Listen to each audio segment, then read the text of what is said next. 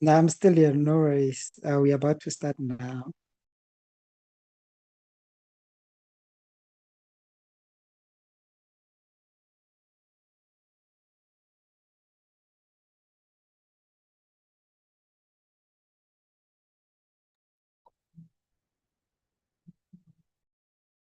Hi, colleagues. Was I audible?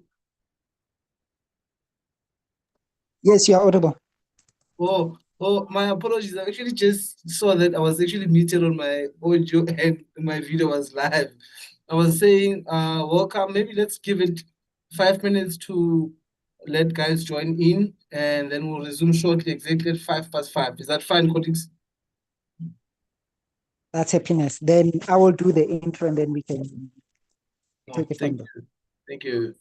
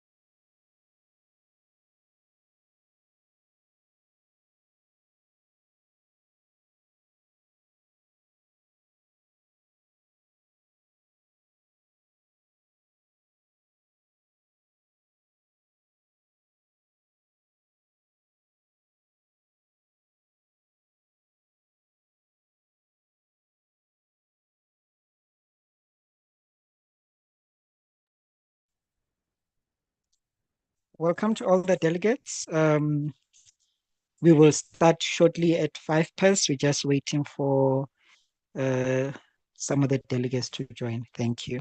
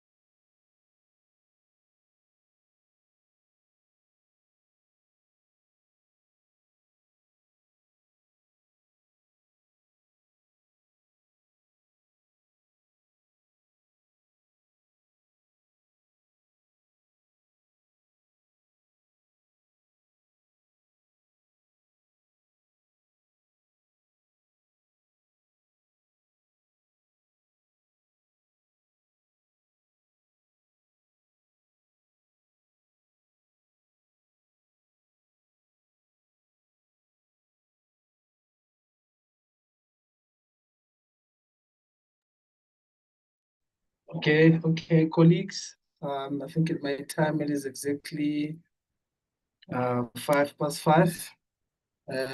Please give me a signal, Albert, if we're good to proceed. Can we start?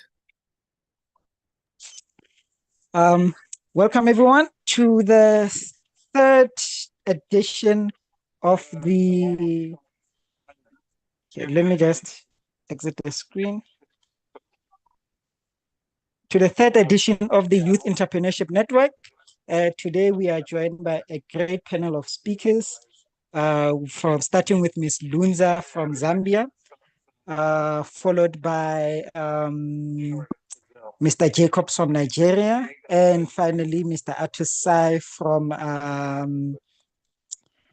Malawi, and Mr. Sabonga Mshibi, who will be our moderator for the day.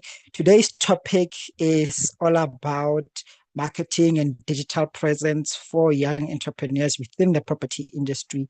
And from that on, I'll let Sabonga lead us for the day. Sabonga, the floor is yours.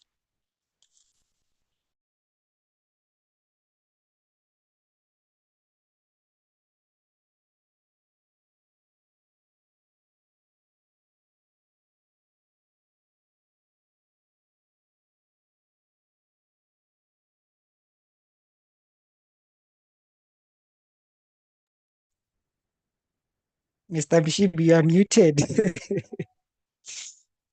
Okay, our moderator is rejoining now. Let's just give him a minute to come back in.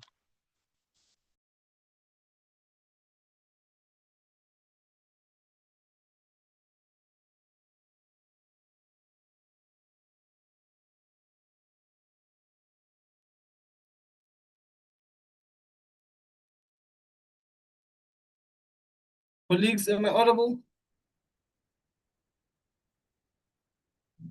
Can you just please confirm if I'm audible? Yes, you're audible. Oh, no, perfect, perfect. Evening, ladies and gentlemen, distinguished guests, industry professionals, and leaders across Africa. Welcome to the Youth Entrepreneurship Network webinar series. My name is Siabonga Mshibe. I am the executive chairman of the South African Youth and Property Association, a South African-based organization that is dedicated in accelerating transformation within the real estate sector. I'm honored to serve as the moderator for today's discussion. I think it's the second time I moderate this panel. Before I go any further, I would like to thank the Academy of Construction and Real Estate for opening this kind of a platform for us. I think it's connecting us as African countries together, and we need to broaden it more bigger as we go. But I'm happy that at least our numbers are growing. I'm even seeing the number of participants growing as we go. So thank you for joining me. Let's keep this interesting, informative as we possibly can. So we'll run this session, I think, more professionally in a way that at least people get to engage, our participants get to engage, and we get to learn from our fellow panelists. And thank you, our panelists, for making time to join us today. Our topic for today is marketing, branding, digital visibility. I think positioning yourself and your business for growth in the digital age. I think in today's age, working hard is not even enough, you know. You need the digital footprint. And I speak with so much courage as someone who leads an organization called the South African Youth and Property Association. Because for us to grow, for us to reach all the corners of South Africa, we had to use the digital footprint of social media. And I think today's topic touches base more into that. And we're looking forward to hearing from our fellow panelists in terms of how can we broaden our footprint as property professionals. Not only that, but I think as individuals, business, but we're looking forward to hearing more from that. I think let me introduce our three speakers, panelists that we have today. So right after the introduction, in that sequence, we'll give them a platform, just a 5 minutes introduction of them introducing themselves. Mine would be just briefly. And then once we've given them that platform, so we want to hear more from them. And then if you guys have Q&As, maybe a few house rules, let's write them on the chat so that we don't forget. But let's allow the panelists to present themselves, and let's keep it moving. Then thereafter, we can then come and have the Q&A session. Is that okay? Thank you. I think my first panelist is Lunza Siamuzulu. Have I pronounced that? I hope I've pronounced that well. I've been practicing these names.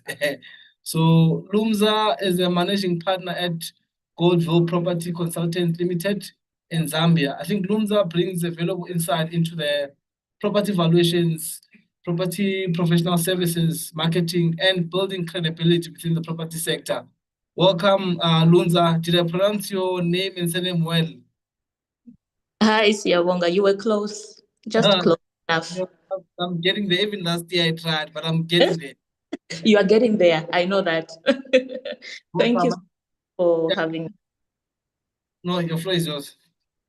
Yes, so as Siyabonga has mentioned, my name is Lunza Siamzulu Simfukwe. I'm a managing partner at Godview Property Consultancy here in Kitwe, Zambia. We are specialized in property valuation, estate agency, property management, and development consultancy. We have been on the market for about 3 years now. So I know I will be able to relate with the young entrepreneurs coming up. So yeah, I'm glad to be here and to share a few insights about marketing and branding. So I hope we'll have an interactive session, and please feel free to ask questions. We will be able to answer as we go through the program. Thank you. Thank you very much, Lonzo. I promise you, the third time I'm moderating, I'm actually also building myself to get this job again next year. I'll make sure that I have your name right. Yeah, they say third time's a charm, so all the best. Thank you. The second one is my great sir from Malawi. I think I met him when we were having Africa Valuations Conference. Such a great gentleman.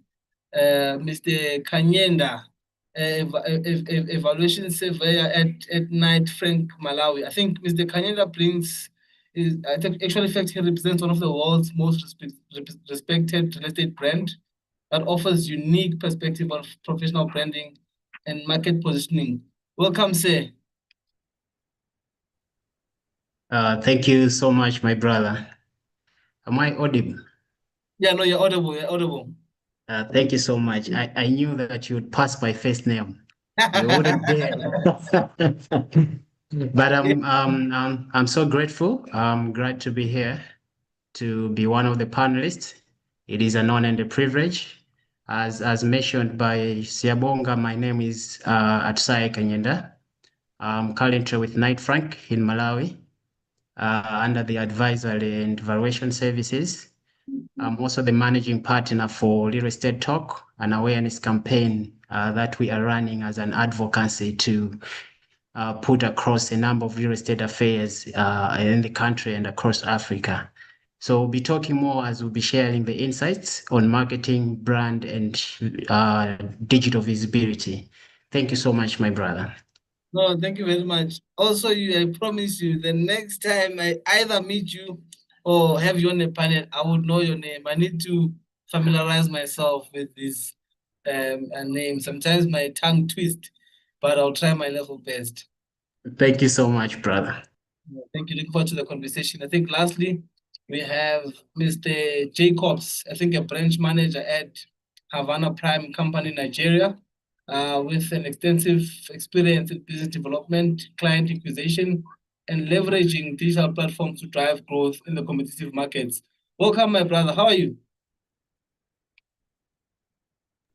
Yeah, good evening. I'm very fine. And you? No, all good, all good. Thank you for making time to join us today. Such a great pleasure. Having the conversation. I think maybe we can greet our audience in the interim and tell us more brief on who you are, and then we'll take it from there. Thank you so much. I mean, it's such a great privilege to be here. And good evening once again to everyone, the panelists, and also the audience. So, yeah, I think you pronounced them very well. Jacobs Olawale, that's my name. I'm a property investment advisor, a youth advocate, and also a branch manager with Havana Prime. So Havana Prime is a real estate company based in Nigeria. I mean, it's a fast rising, innovative real estate company, right? And basically what we are committed to doing is helping individuals and investors secure, verify land titles, sustain or build sustainable wealth, and also create generational assets. Basically, that's what we do. So yeah, that's that from my hand. Thank you.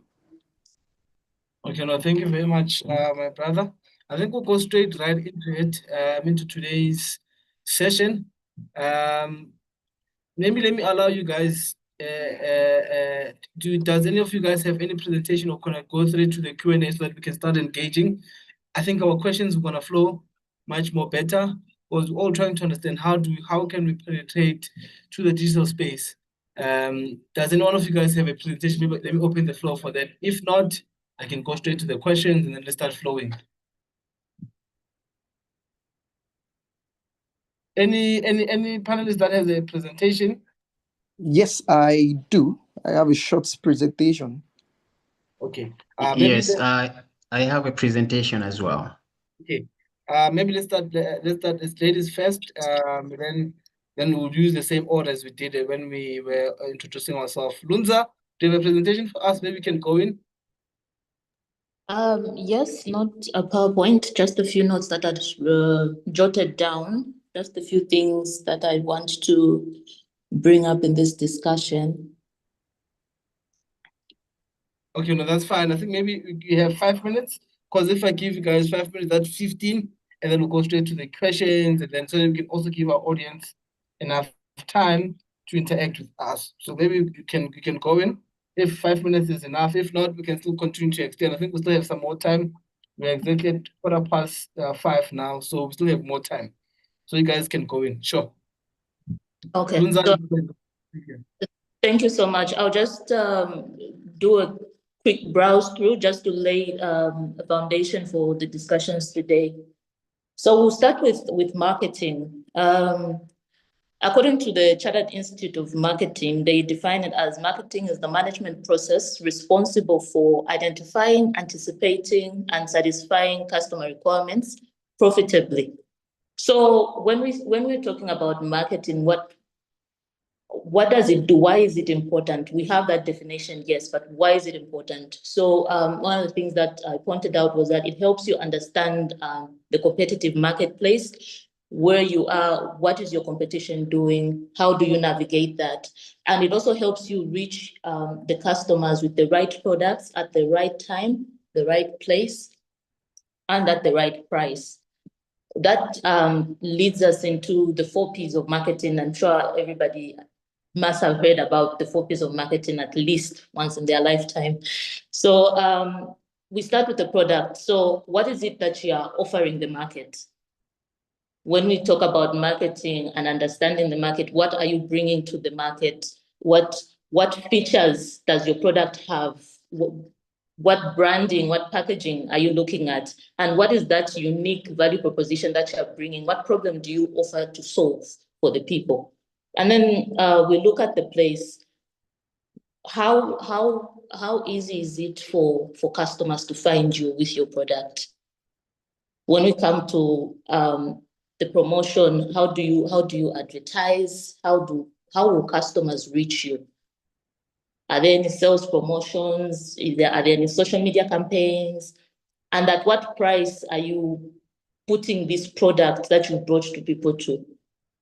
How are you capturing your value? So all those things like pricing strategies, all those come into play, and how you want people to perceive the value of your property. Are you pricing it high because you want them to think it's high value or it's high end, or you're pricing it low to capture a certain target market? So all those things come into play.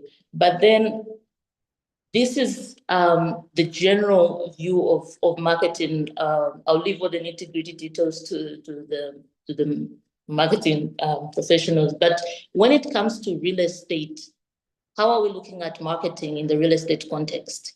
So real estate generally, it's a people business. It involves people doing transactions, even from way back before social media. Transactions used to occur. People used to sell properties. People used to close developmental projects.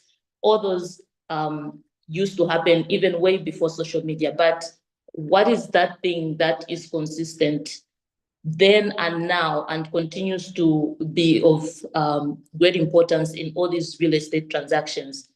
It is trust. So people want to transact, they want to conduct their real estate business on the basis of trust. So when we are looking at marketing in a real estate context, we are saying you need people to trust you, and that requires you to be visible. It requires credibility. It requires value. So when we're talking about visibility, I did mention earlier about the 4 Ps. How are you presenting the service that you are offering? How will people find you?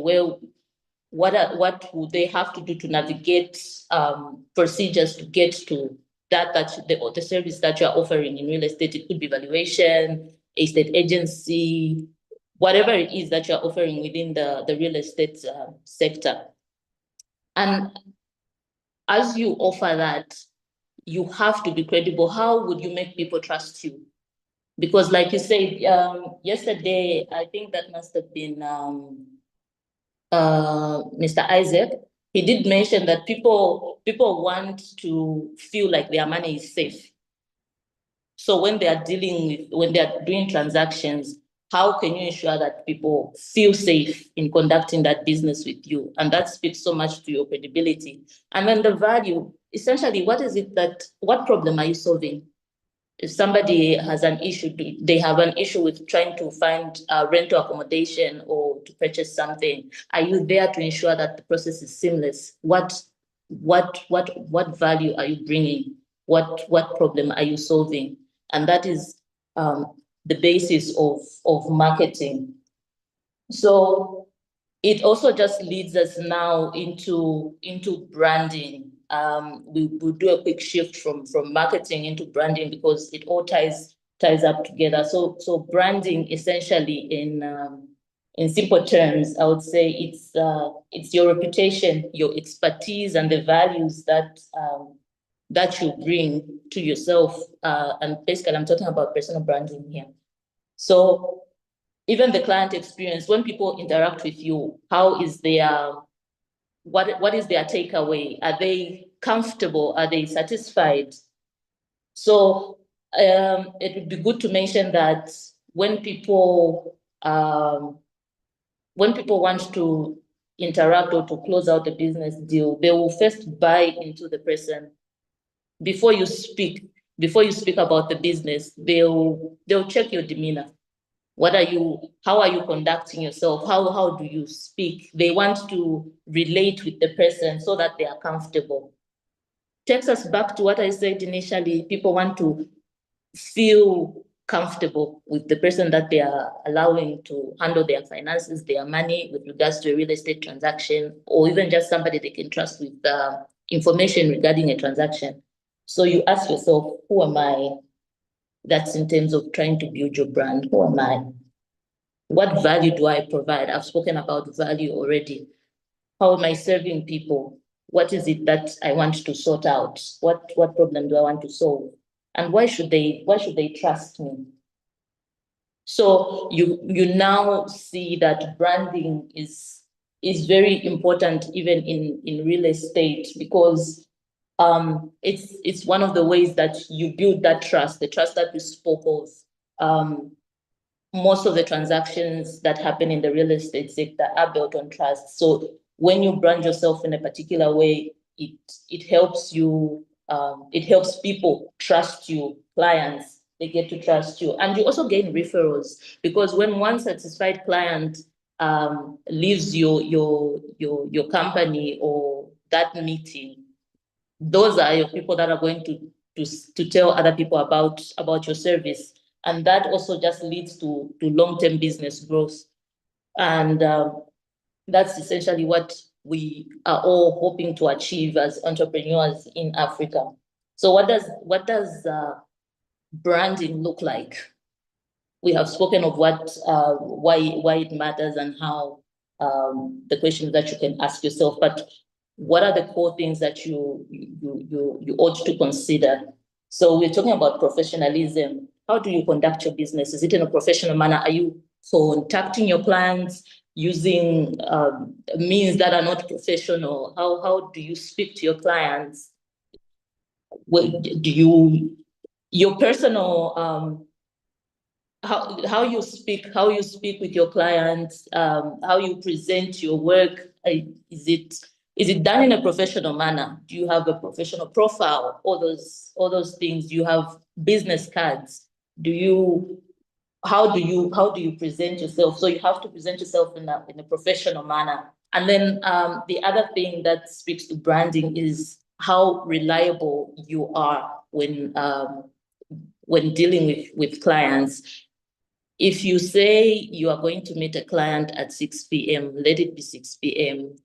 The moment you call and show up, well, if you don't call, you show up 30, 40 minutes later without apologizing or excusing yourself prior to your being late, that shows that you are unreliable. You want to conduct viewings as an estate agent, an upcoming estate agent. You are called upon to conduct a viewing at 3 p.m. You don't show up, you don't arrange that viewing. All that speaks to how reliable one is, and your reliability is what gets attached to your brand. Then also just the knowledge of the market. When a client gets to ask you about what is happening in the market, you should be able to at least give them insight. And if you don't have that insight, point them in the direction where they could get that insight. Then also delivery of quality work. In valuation, so we do valuations mostly, but in valuation, when you're doing your assessments, your reports, how is your work coming out? Is it quality work? Is it something that somebody can read and actually understand? How you deliver your work ties to your brand. So we are saying part of building that reputable brand as an upcoming entrepreneur is being able to deliver quality work. Your communication skills as well. You have to learn how to speak to clients, have an understanding of what their needs are, any underlying concerns, and see how best you can address those. Somebody should be able to say, when you've built a good brand, somebody should be able to say, you if you're looking for this, you can call Lonza. She'll be able to help you. I know that she's very professional. She's quick. She's going to deliver on time. That is a good brand. So I hope that that's what we are all hoping to achieve going forward. I will stop here. I hope I haven't gone past my 5 minutes. Siyabonga. Because I couldn't spell your name quite well, I gave you an extension. So you're good. You're protected. Oh, all right. Let me end there for now. Yeah, no, thank you very much for the insightful presentation you shared. I think what got into my mind is maybe as a follow-up question, you can just hold into that for now. They always say that your reputation enters the room before you do. I just want to understand that how do we distinguish the differences between your reputation and how can we interlink basically your reputation and marketing? Because I think they actually work concurrently well together, and how do you build a proper reputation? And I think in nowadays, when it comes to social media and you name it, in terms of marketing, there's ways in which there's reputational risk. But nonetheless, maybe as a follow-up question, we could get to unpack how can we better link your reputation and the social media presence, which is what we're speaking of in terms of branding and digital visibility. But thank you very much for what you've just shared. I think the next is my good sir Kanyenda. I think it's a 20 minutes presentation. So I just got that first memo wrong, but it's 20 minutes presentation. Let's try, because we want to be informative. So unpack as much as you possibly can. Lunza will definitely come back to you, but don't worry, we are covered. Our next speaker would be Mr. Kanyenda.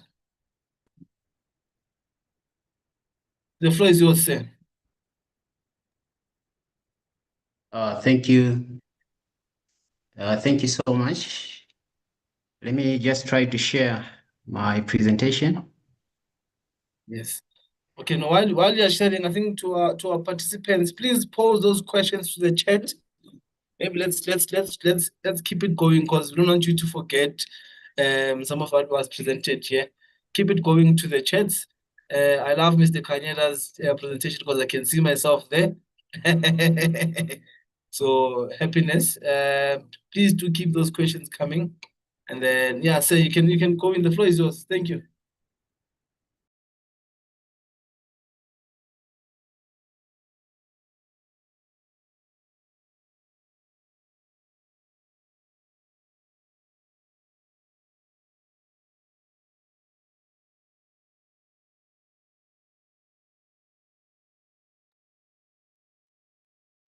Can you see it? Happiness, we can see it. You're audible. All right. Thank you so much.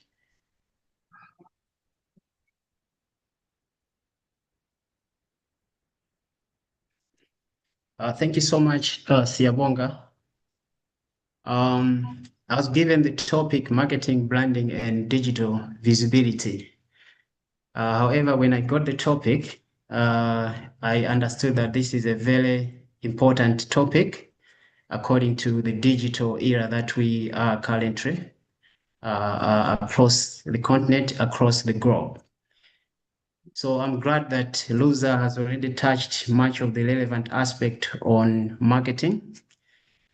And what I prepared for me, I looked much into the issues of personal branding and digital visibility. How can we embrace personal branding and digital visibility as young entrepreneurs across Africa? So what I'll share is my personal journey in the aspect of digital visibility, how to blend digital visibility and personal branding. Now, this is just not an aspect where you are fighting for online presence, but also the reputation and the impact that you can have beyond the online presence. That's your physical impact that you can provide to the communities that you're serving or the society that you're serving.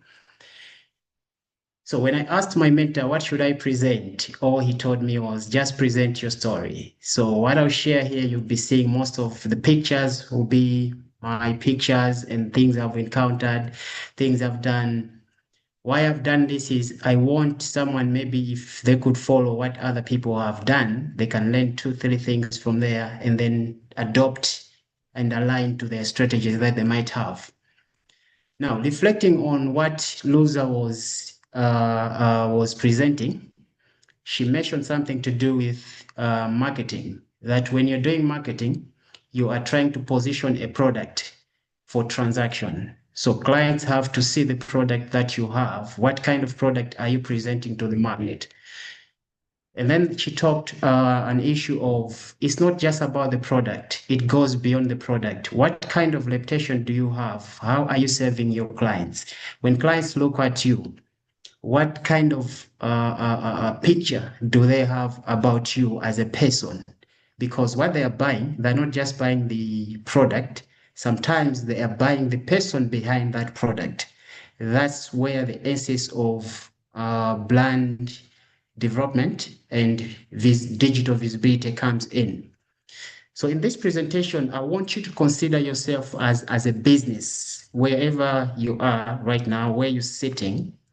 Consider yourself as a business, you as a person. If you are a business, how do you position yourself out there as a product? What kind of reputation are you building as a product that people can buy you as a product? In this era that we are living today, the biggest risk that we should be scared of is being invisible. Are people aware of the skills or knowledge that you have? If people are not aware or they don't know what you can do, the capacities you have, the abilities you have, how do you expect these people to contact you for a business venture or for an assignment or for possible partnership in future? So as you're considering yourself as a business entity, there are 2 things that I want you to look into currently where you're sitting. One, yourself as a product. You are the capital that you have as a person. The capital that you have as a person, that's where the question comes in. How do you package yourself as capital that you have at your disposal? That's the first thing of how do you brand yourself personally, so that when we go out there, we'll be able to know that this person, we know this person by this person by that. The second capital that you have, as we are talking in regards to digital visibility, is your smartphone. How are you utilizing your smartphone? Is your smartphone a distraction, or is your smartphone a branding tool that can lead you to a great corporate affairs that would lead you to big deals or big businesses at some point? Now, I want to take you through my journey. In the right left there, that's me and my colleague, how we started, the idea that we have, how we should brand ourselves. In the left corner, at the right corner there, that's my first presentation on how I started to brand myself for the corporate affairs. Now, what are the strategies that I have utilized personally when I looked into two things that I had as capital, myself and the phone or laptop that I had? The first strategy that I utilized was online presence, LinkedIn platform, Facebook platform. I had to understand that these were my next capital that I needed in my business as a business entity personally. So myself, I'm a capital. My phone is a capital. Facebook is a capital. LinkedIn is a capital. In how I have to brand myself for the things that I want to achieve in the next 5 or 10 years. So the first thing was online presence. How did I do that? What's the strategy that I utilized? The first thing was I started coming up with articles that would advise different clients in areas where there is lack of knowledge or in areas where there is lack of awareness in the country. So I took that aspect and utilized my online presence to come up with articles and post them on my platforms. I had a strategy, a plan to say every 2 weeks, every month, I would post an article which advise a certain sector of clients on certain things.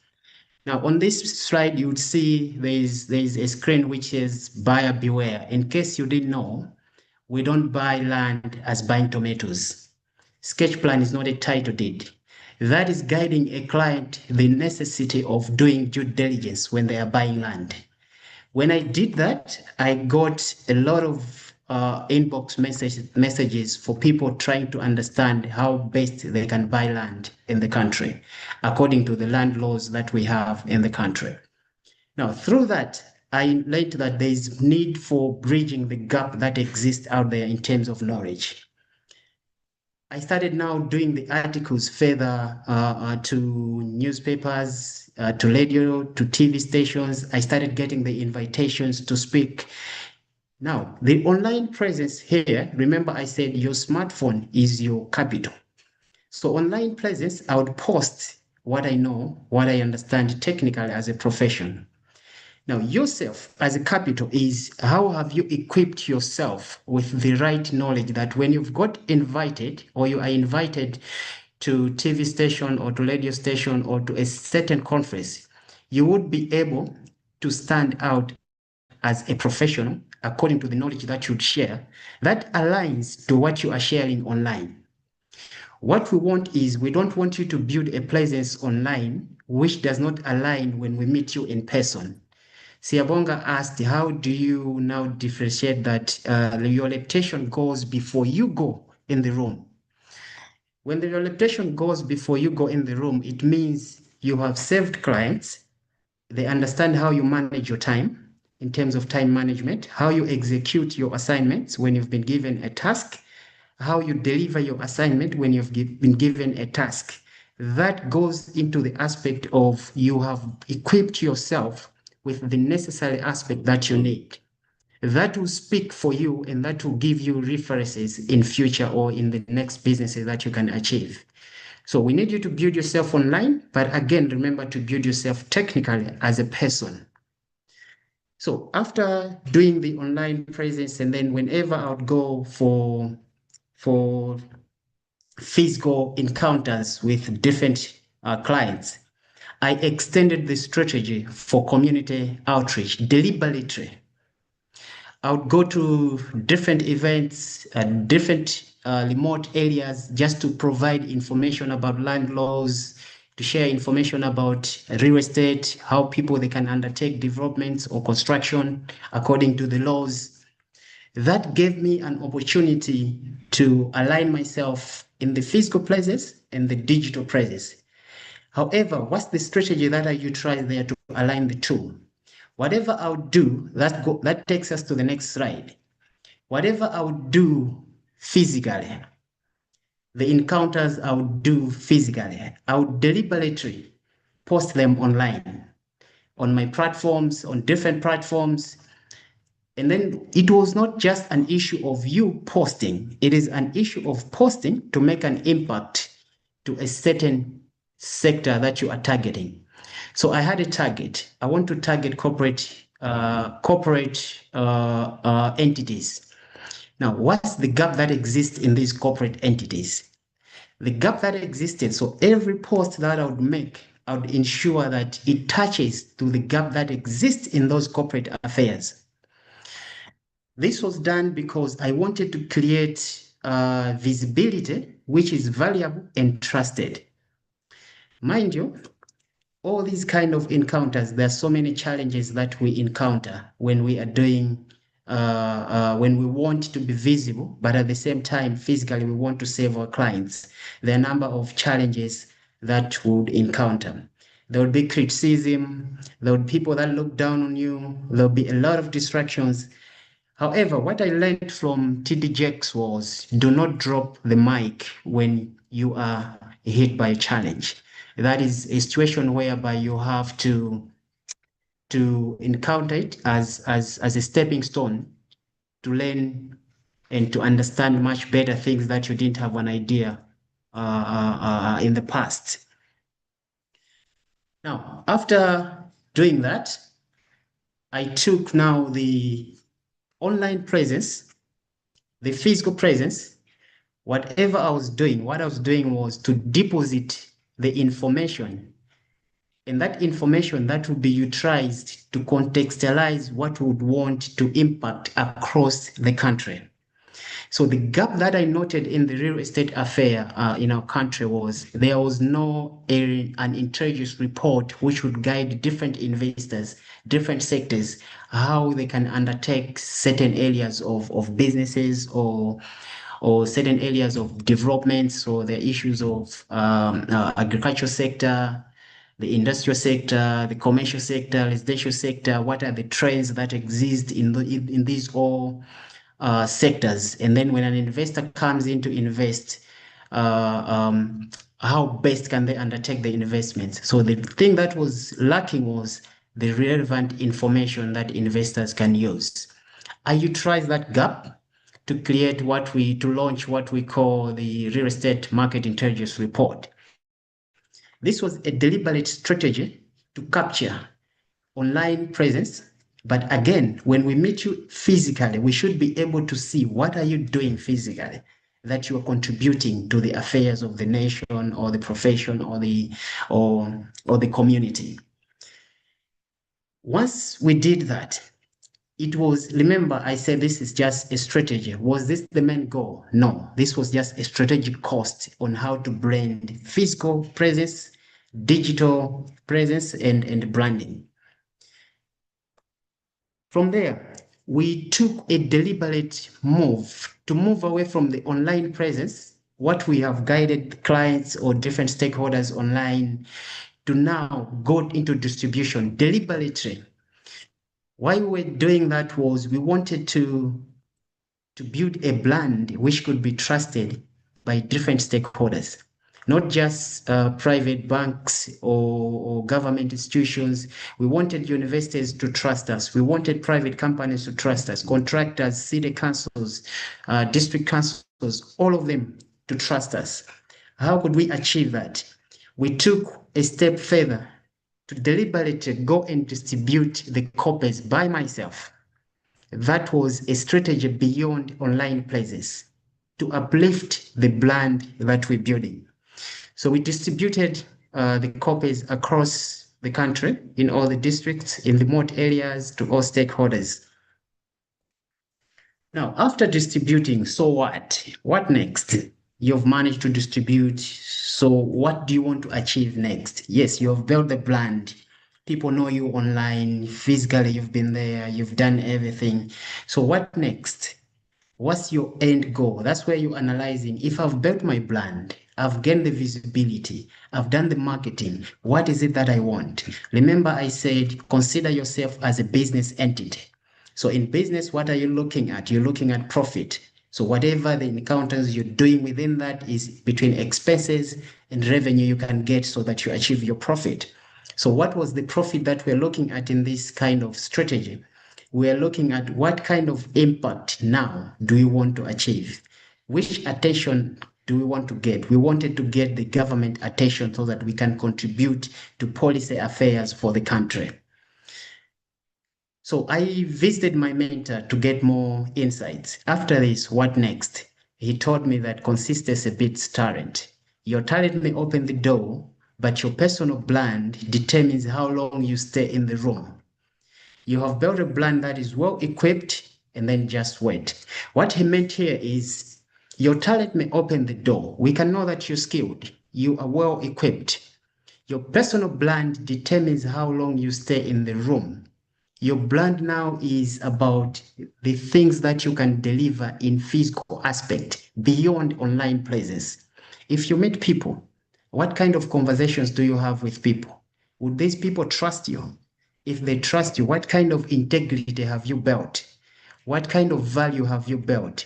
Are you providing solution? As Loser said, that at the end of the day, what people are buying is a solution. So what kind of solution are you presenting? That's what we wanted to achieve.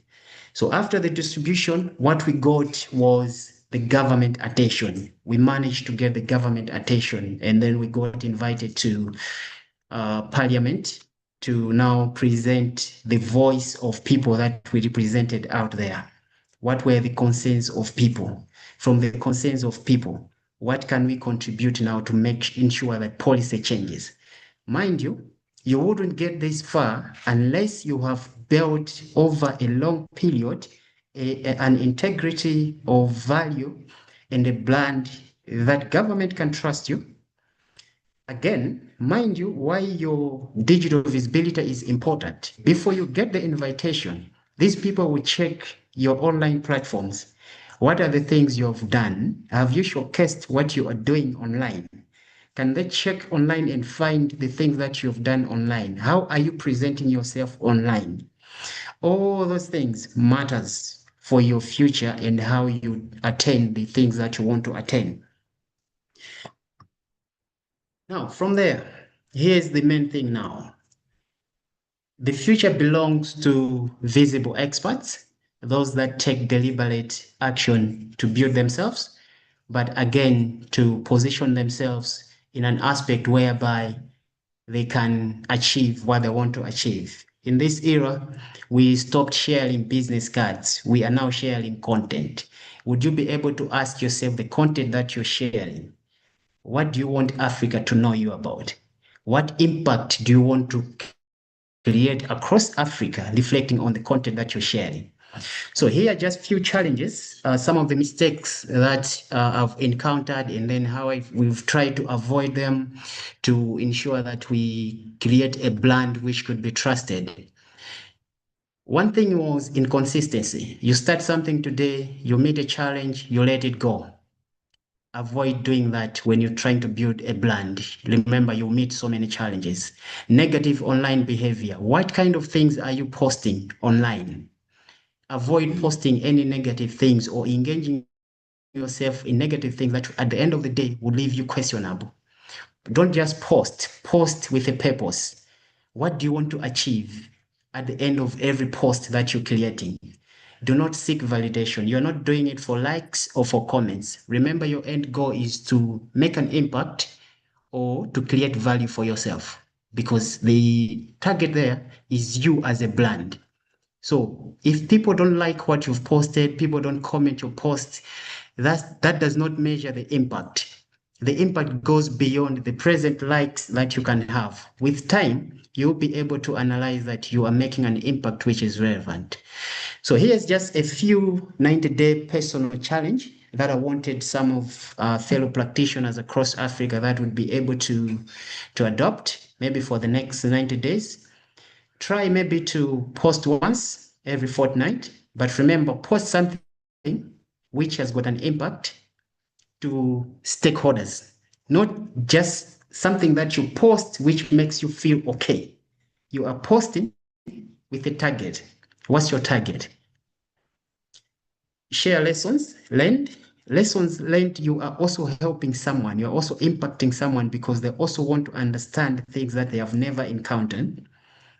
You have to comment on industry discussions. What are the industry discussions in the areas that you've chosen? For instance, I chose valuation, I chose real estate. That's the area that I've tackled much. Again, at the end of the day, you are nothing without network. Try as much as possible to network online, to network offline. Today, I'm able to say Siyabonga is my brother because I've connected with him online. I've also met him in person. The conversations that we can have today, they'll be much different with the conversation that we could have 2 years ago. So make sure as you're building your brand, you're trying to build yourself, learn from your colleagues who you can network with. Learn two, three things from others. Do not think you've made it all or you've reached a certain extent and then you've made it. You are still learning, you're still a process. So try to learn from others as well. In the challenge, try to attend at least one networking event. It could be monthly, it could be quarterly, it could be annually, you could choose. This will build a remarkable results for you because remember, consistent is everything that you need. Last thing that I wanted to share to fellow practitioners is as you are building your brand, as you are trying to do marketing, or as you're trying to gain media visibility or digital visibility, there is a lot of criticism that you'll get, whether you like it or not. You'll get criticism. However, it's up to you to respond to criticism, not reacting to criticism, because criticism could be a point that which would divert you to a certain area you did not understand much better, and you can take that as a lesson to do much better or to improve. Remember, if nobody criticizes you, then you are probably not doing anything significant. If you are doing something significant, trust you me, criticism will come, and that's what will shape you over time. Reaching this far, I'm also grateful. I was one of the award winners at the African Valuation Excellence Award. That's where I met my brother in person, Siyabonga.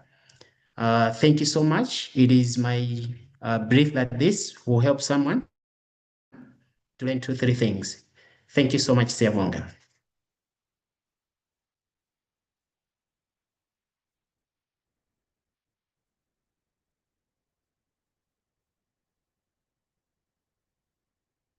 Thank you, my brother.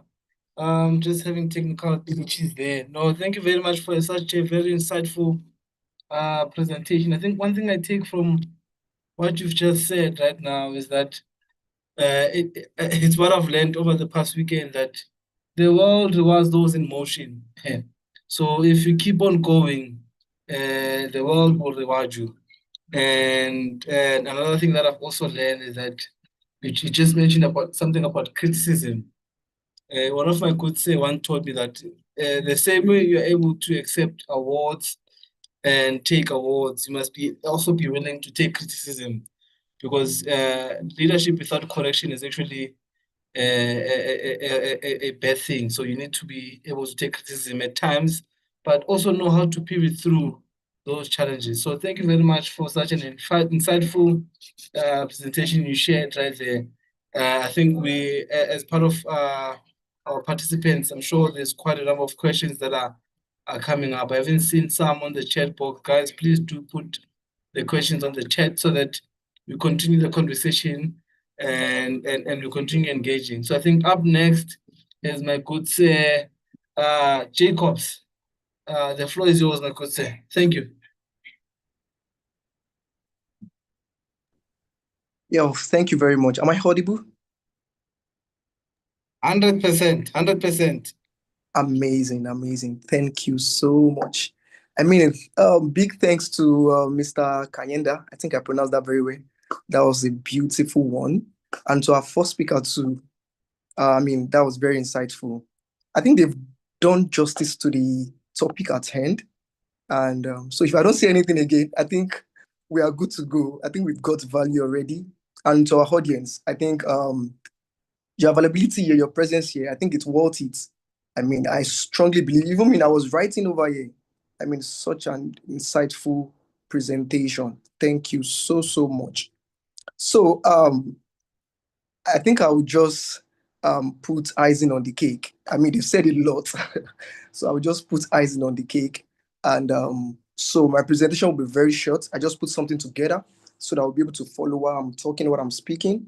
We can actually like follow through. So I just quickly like put this together.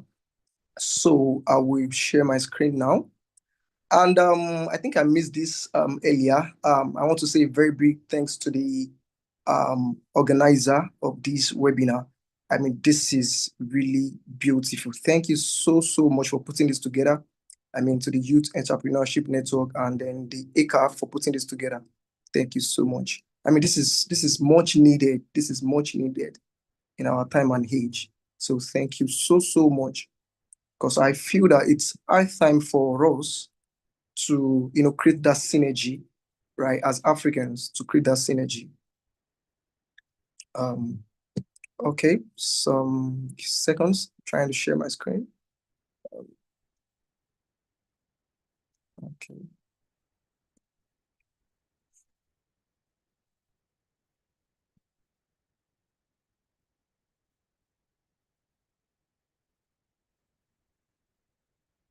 Okay, I don't know. Can you see my screen?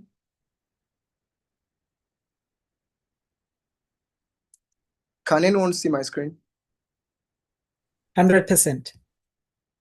Oh, okay. Thank you. All right, thank you. I mean, when I got the info that we'll be speaking, I'll be part of the panelists that will be speaking at this webinar, I was so excited because I'm very passionate about the youth, African youth, not just my country. And I feel this is a beautiful thing, right? This is a beautiful thing. So I'm very passionate about anything that has to do with the youth counts me in 100%. Because I strongly believe that the success of Africa is grossly dependent on the youth, on the youth. So, I mean, we have to be very intentional, right, about the youth. I mean, and I think this is a very beautiful one. So thank you once again, the organizer, for putting this together. So yeah, we've been discussing about marketing, branding, and digital visibility. So I will just, take it a bit further. And like I said, I've tried as much to simplify this because I understand that the audience that we have, okay, they are the youth. And I also believe that some people are just starting out in the real estate industry. So not to complicate anything. So I've tried to simplify this, right? So I'll just be discussing about beyond listing, right? Beyond posting, how marketing, branding, and digital visibility are, are reshaping success in real estate. And the first and the second speaker, like I said, they've done justice. They've mentioned, some vital points that we can actually start implementing, that we can run with. They've mentioned some vital points. And you will quite agree that what the first speaker and the second speaker said, I mean, more like the same thing. So which means that it's a universal truth. It's a universal truth. So if you can lay hold of what they've said and just implement it, you will succeed. You will succeed. I mean, the second speaker shared his experience, how he started, and where he is today. So this is not just to, fabricate stuff. I mean, these are real things, right? So, and this time and age that we are, you cannot, when it comes to branding, marketing, digital visibility, it's not a debate. You do not have any other choice. Especially when it comes to digital visibility, you do not have any other choice. You have to be there. You have to be there. I think it was one of the speakers that presented on Monday, if I'm not mistaken, Speaker Abahamo from Ghana. She said one of the mistakes that she made when she started real estate was not leveraging on social media. So I believe this topic is a very important one. It's a very important one. Whether you are a consultant, you are a developer, you are a developer, I mean, you're just a newbie coming to the industry, this is very important. This topic is very, very important. Very important. All right. So, I mean, you can screenshot this, you can write this down. This is very important. Great products don't always win. And I think the second speaker also mentioned something in this light. Visible products do. And I'll say that again. Great products don't always win. Visible products do. So, which means that it is not enough to offer a great service. It is not enough to have a great product. If you are not visible, your product will just be there, your service will just be there. Nobody will know you. You will quite agree with me that we have some talented footballers in Africa that they are very good, more than Cristiano Ronaldo and Messi. You will agree with me? But they are nowhere to be found. We don't know them because they are not visible. They are not visible. So it's not enough for you to have a great service. It is not enough for you to have a great product. It is not enough for you to have great values. You know, just like they've explained to us what branding is. It's your reputation. It's what you represent.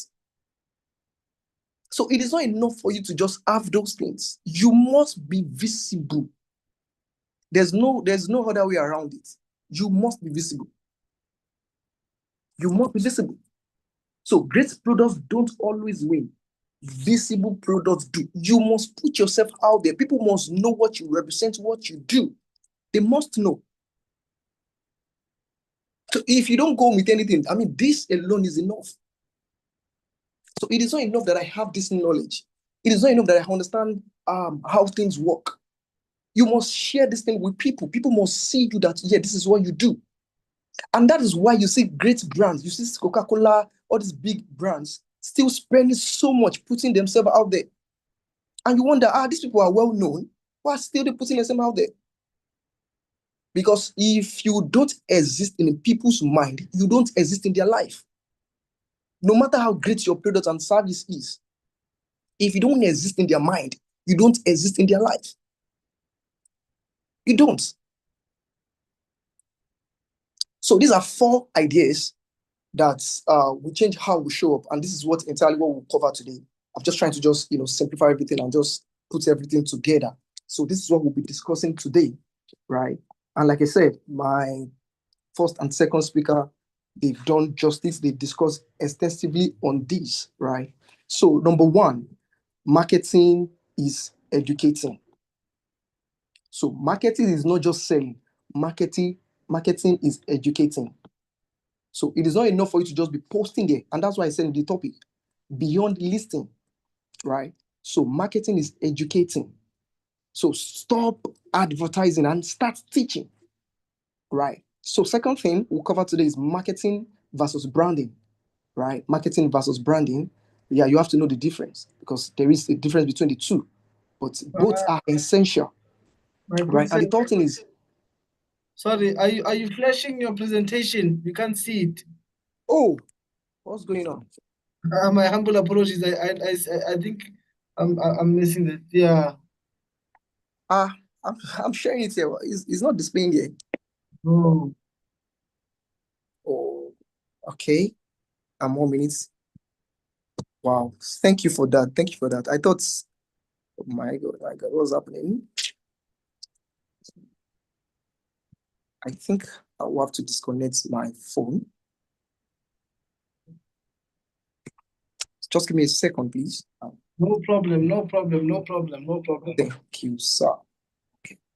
So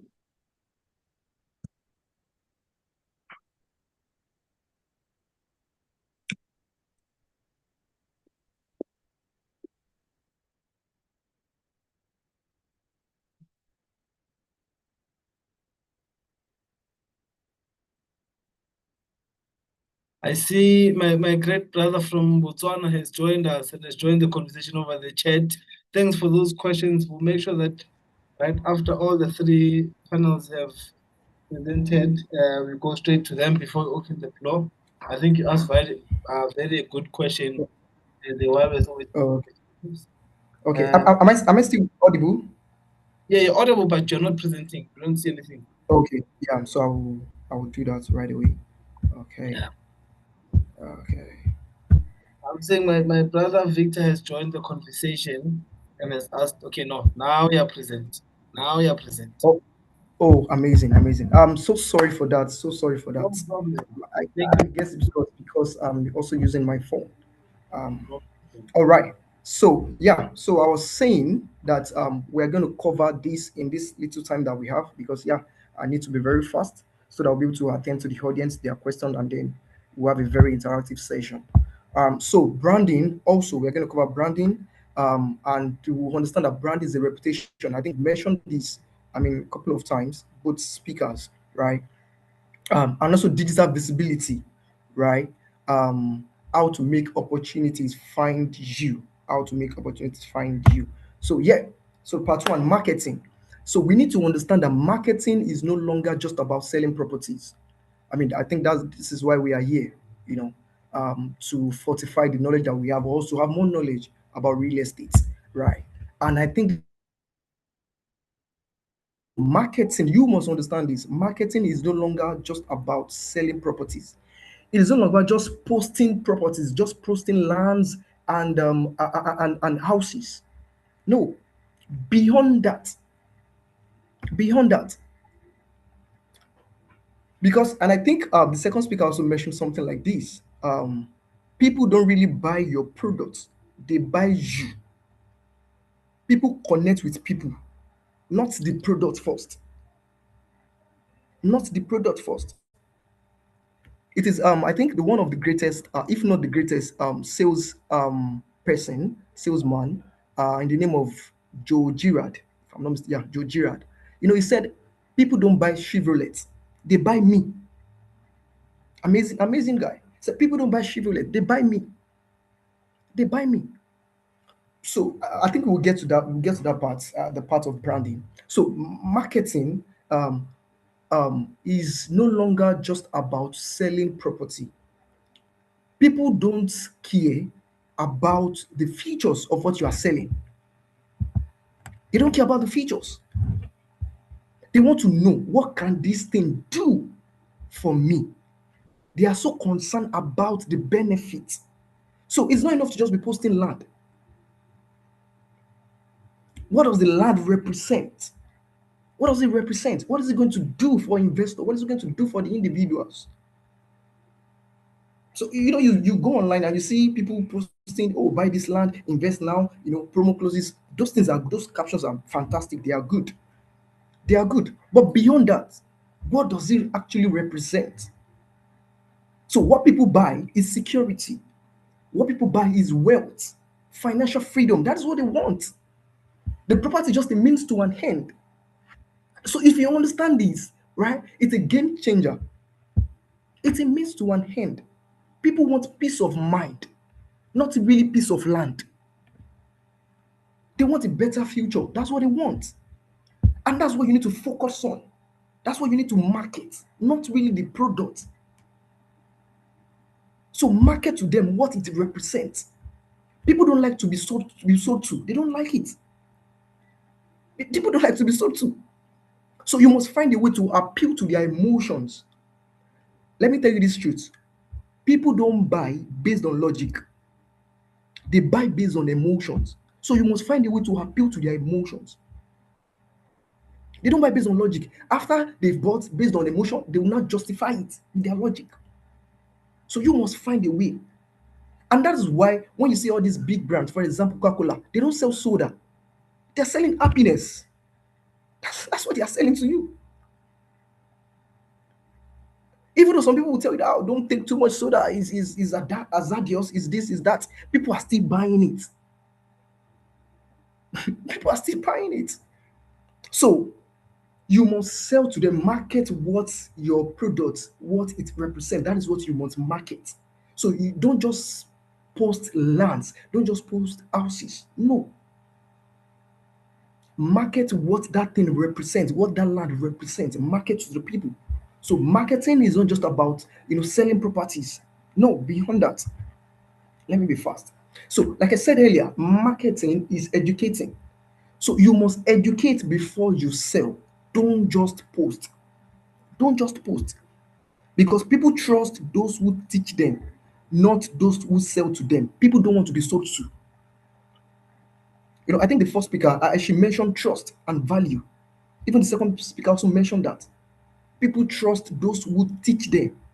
See, you might have been educating people, telling people about stuff, and then it seems as if you're not getting any response. Keep at it. People are watching. They might not comment, they might not interact, but they are watching you. What you'll be doing indirectly is that you are answering their questions. A lot of people have questions, but they don't know the right people to go and meet to ask those questions from. So when they see you that, oh, this is the question I've been having, this is why I've been skeptical about this thing, and this person is talking about it, wow, it will command some level of authority, and they will have some kind of level of trust in you that, oh,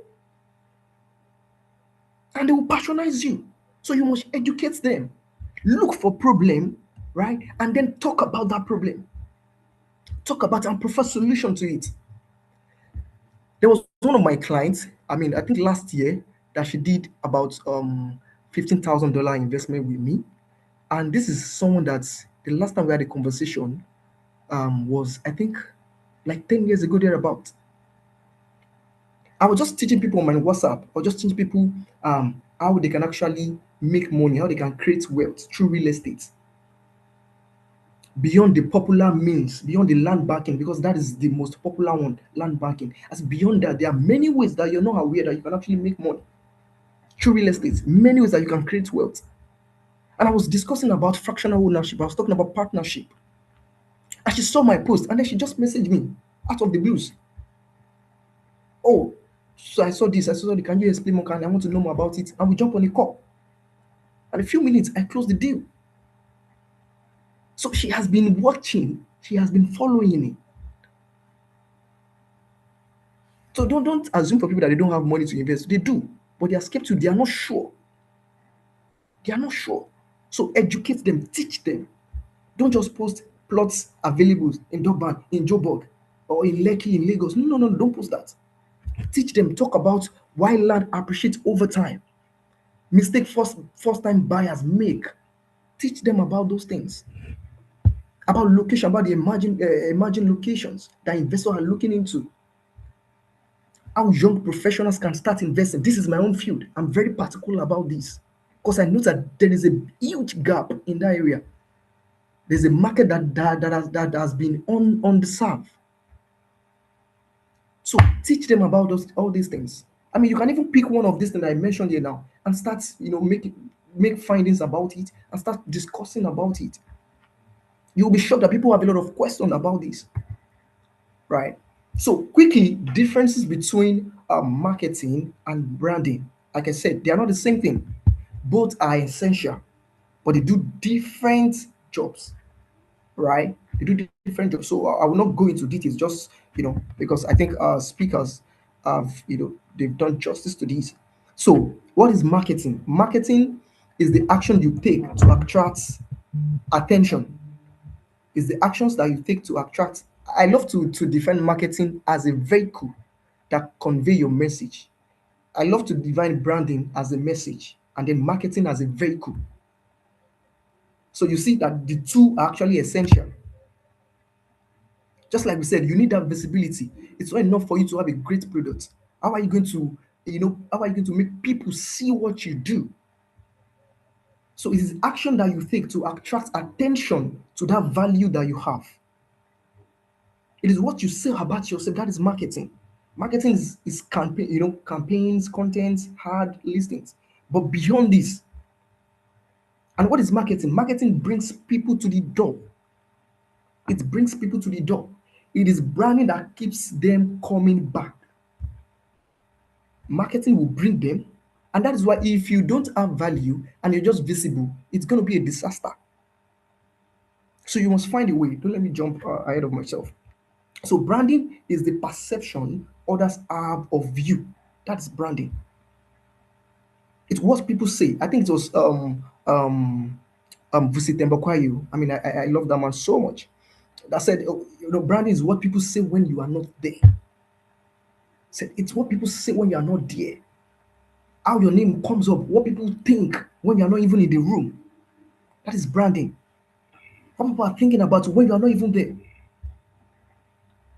And our second speaker, mentioned how he branded himself, how branding is a capital.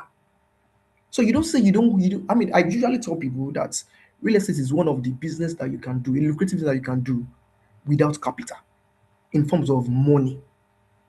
So you need to understand that branding is also a capital, just like our second speaker also mentioned.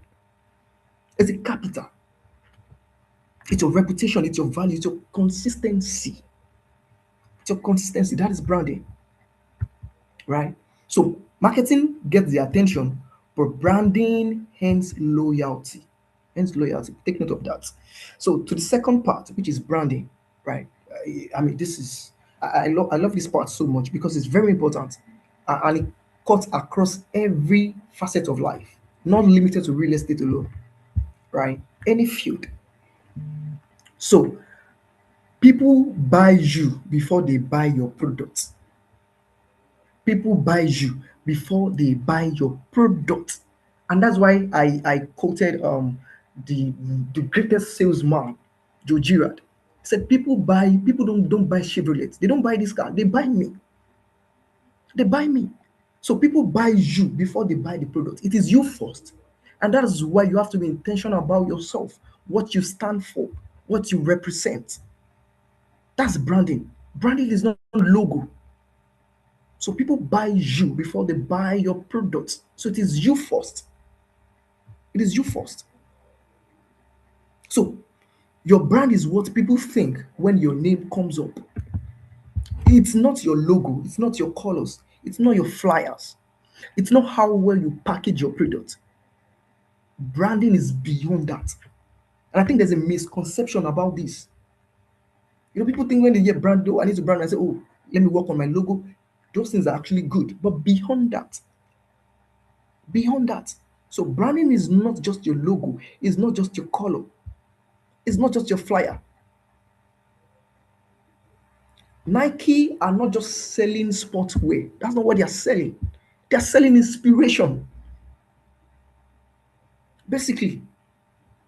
So it's not really their logo. It's not really, when you see them, you know what they represent. So your brand is your reputation, your brand is your values, your brand is your consistency, it's your expertise. It's what people say about you when you are not in the room. It's your core identity. I think it was Ryan Seant that actually said this, right? And I think the godfather of marketing also, um, what's his name again? Seth Godin, right? Yeah, it's your core identity, who you are. That's branding. It's who you are. Let's move. So, and this is the question that you must ask yourself: what do you want to be known for? Who are you? What do you want to be known for? You must put this question and you must be able to answer this question. What do you want to be known for? When we search you online, what can we expect? Right? So, what do you want to be known for? Right? Your core identity, who you are. You don't have to be everybody. You don't have to be everybody. You have to be authentic about this. You don't have to be everybody.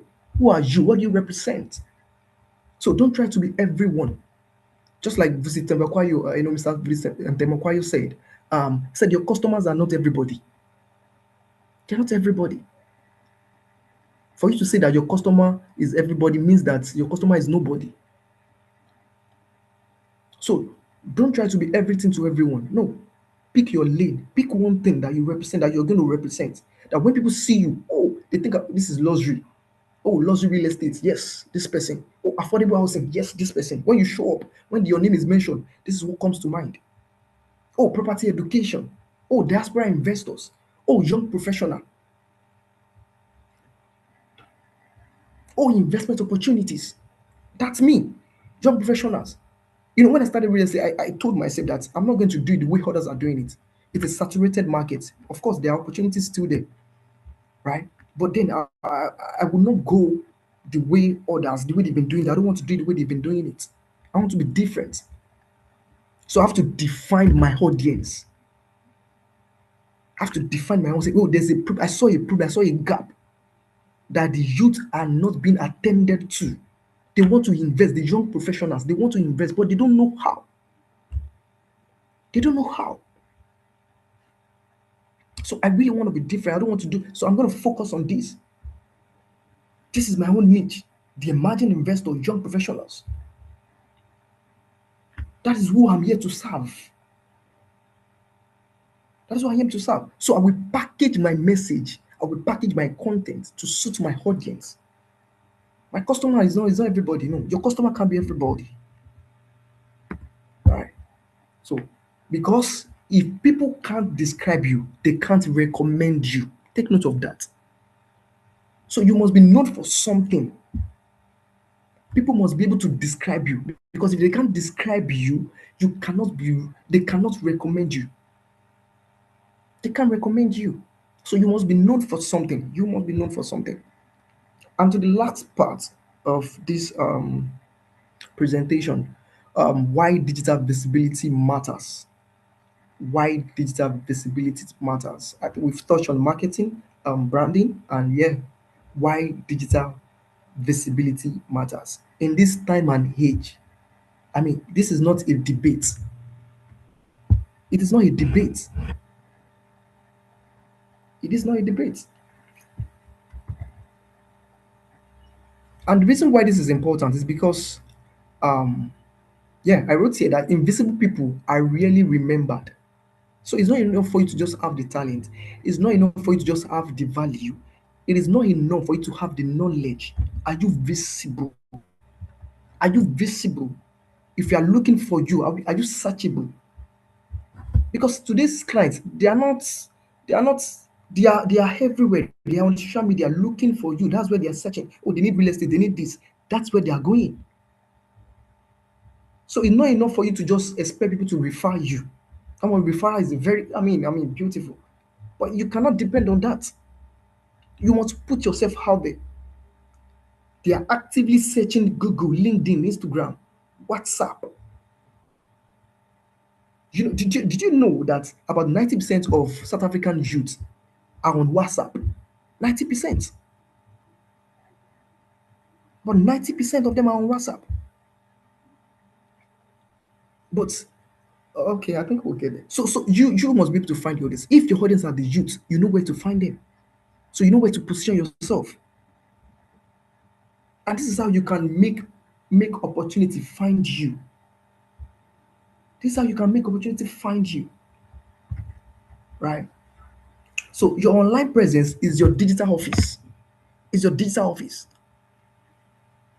It's your digital office. And that's why you need to be very intentional about this. You need to be very intentional on what you post out there. You need to be very intentional on what you post out there. You cannot just be posting rubbish out there. You cannot afford to post rubbish out there. If you're in the entertainment industry, fine. But if you're not, you need to make that place professional. Of course, you can educate people. You don't have to be serious every time, right? But you need to enter, oh, this is my office. When people are looking for me, this is where they come. Before they will come to your physical location. And not everybody will come to your physical location. For one, I have a lot of people in the diaspora. And they've done business with me. People in the UK. And I mean, these people, I can't even remember the last time I had a conversation with them. I can't remember. Some of them, I've not even met them in person. I've not seen them in person. So it's your digital office. And the reason why you need to be visible is because visibility creates trust. If they can't see you, they can't trust you. If they can't see you, they can't trust you. So they need to see what you've been doing. You have to be consistent. Show up, keep showing up. Even though you're not getting results, keep showing up. What you're doing basically is that you're building trust. So visibility creates trust. It creates partnership. That's how you can get clients. It will give you the opportunity that you're looking for. To give you the opportunity that you're looking for. So This first question, and I want you to put it down, right? When people land on your profile, when they check you out, can they tell who you are? Can they answer this question for you? Can people say, oh, this is who you are? Can they answer this question for you? Who you are, what you do, who you serve, and then why they should trust you. So please take note of this. And this should be like take home for you. Write it down. You can even ask ChatGPT. I mean, it's much easier now to do some certain things. You know, there was one podcast that I watched, and Mr. Fusitemekwayi was asked that um how easy is it for Africans to really make it out there in this digital age and stuff. He said it has never been this easy. It has never been this. Some of you are afraid of AI, right? Instead of you to learn how you can leverage on AI will not take your job as it were. AI will only take the people that are not ready to leverage on AI. That's the job that you will take. But that's another topic for another day, or so that's not my area. But I just have to say that, right? So people must be able to answer this 4 questions for you. All right. So 4 things as we close, as I wrap up this, 4 things that you can start now, that you can actually start now. 4 things to start doing now. Number 1, build your personal brand.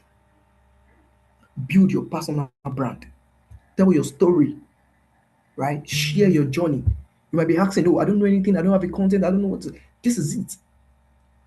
Tell your stories. Share your journey. Show your expertise. That's the way you can build your personal brand. Show your expertise. Show that you are good in this thing so that you can actually show them that you can do this thing. Show them that you can provide solution to their problem. There's problem everywhere. People are looking for solution. So show them you can actually help them with that.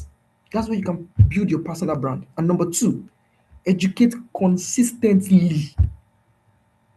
Our second speaker, one of the mistakes that most people actually make is inconsistency. You know, when they do something and then they get tired because they are not getting results and they give up. Educate, keep showing up. Teach, don't just advertise. Teach people. That's the way they can actually trust you. Teach them. Because people follow value, not promos. So it's not enough for you to just put out there that you have promo, you have discounts. I mean, I'm not saying those things are bad actually. Of course, we have to do it. But then beyond that, and number 3, leverage digital platform. Leverage digital platform. Take advantage of LinkedIn, Instagram, WhatsApp.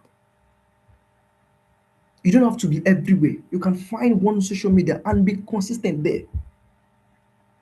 Know where your audience are and then build in that place. Keep showing up there. Keep showing up there. And number 4, build relationships, network. Like the usual saying, your net worth is actually your net worth. Your network will determine your net worth. I mean, to some extent, you have to agree to that. So if you have network, you have opportunities. So you must build network. You must expand your network. You must create a community. That's the way you can actually influence people. People want to do business with people that they trust, people that they have some level of relationship with. People that they have some level of relationship with. Right? So in conclusion, so in this digital age, being good is no longer enough. People must know that you are good. It's not enough to just be good. People must know that you are good, right? They must know that you're good. You have to be visible out there. And not just be visible, you must have value. Because if you are visible and you don't have value, you will just be making noise out there. Visibility without value is noise. You will be making noise out there. And we have a lot of people making noise out there. So, and value without visibility is obscurity. So you must find a way to marry the two, visibility and value. You must find a way to marry both, right? You must find a way to marry both. Right. Yes. As I close, the future belongs to those who combine expertise with trust. It is not enough to just be good. You must be trustworthy. And I think this is one critical thing that we are lacking in this industry, real estate. We have a lot of bad wagons, and they are even giving bad names to this industry. To this industry, people in the diaspora, they have money. I mean, and I will use Nigeria for example. I think just last year, the direct investment, direct foreign investment was around $900 million thereabouts. And it will shock you. It will shock you to know that the total capital that was imported in Nigeria as of last year was about $24 billion. Do you see that?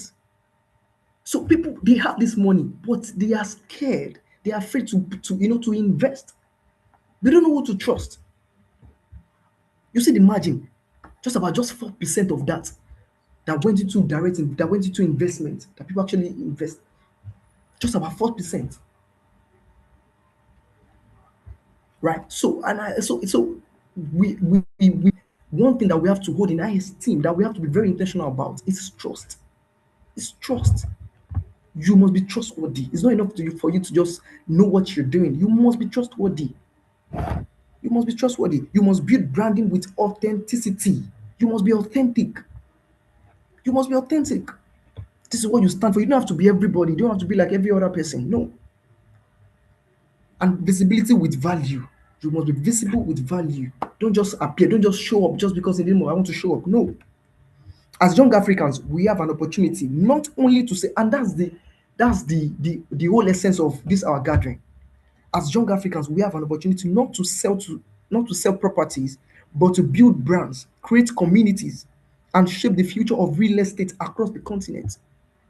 We need to put ourselves more out there and change the narrative that the Western world, they have about us here.